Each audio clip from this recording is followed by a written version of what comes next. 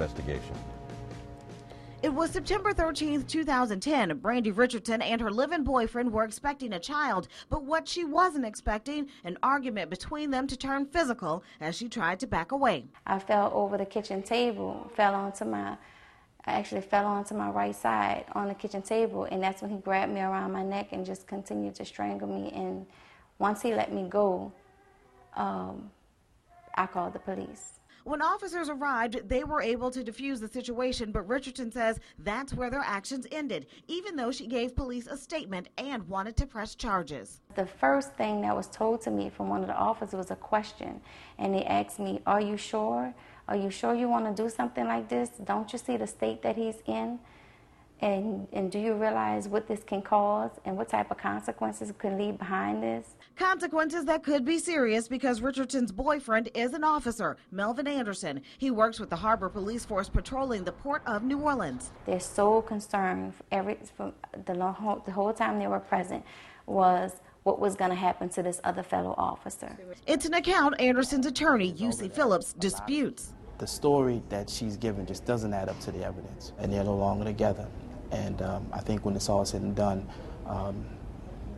we'll be able to show that there's a whole lot more to this. Still, Brandy Richardson went to the emergency room at Ochsner Hospital after the incident, but remained disturbed that the police who responded to the scene didn't take action. After the situation that happened with the police, I even lost my confidence in the police department. When her attempts to follow up on the incident were unsuccessful, she took matters into her own hands. She contacted us and made phone calls and sent emails to Police Superintendent Raul Surpass, even the mayor's office. They allowed a lot of things to be washed away because I feel in my heart and I believe that they completely just covered the whole thing up. The I-Team contacted the Public Integrity Bureau. A spokesperson tells us the officers' actions that night were appropriate. No disciplinary action was taken, and their investigation into the matter was complete. But after we started asking questions, the abuse case was eventually referred to the district attorney's office 1 year after the incident happened.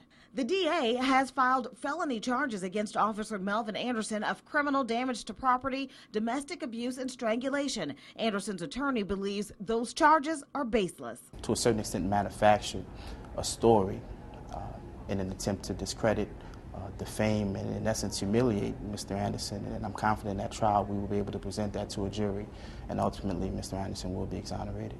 As for Brandy Richardson, she says she's sharing her story for the countless others who may be too afraid to share theirs. When someone is verbally and physically abusive to you, that tears you down.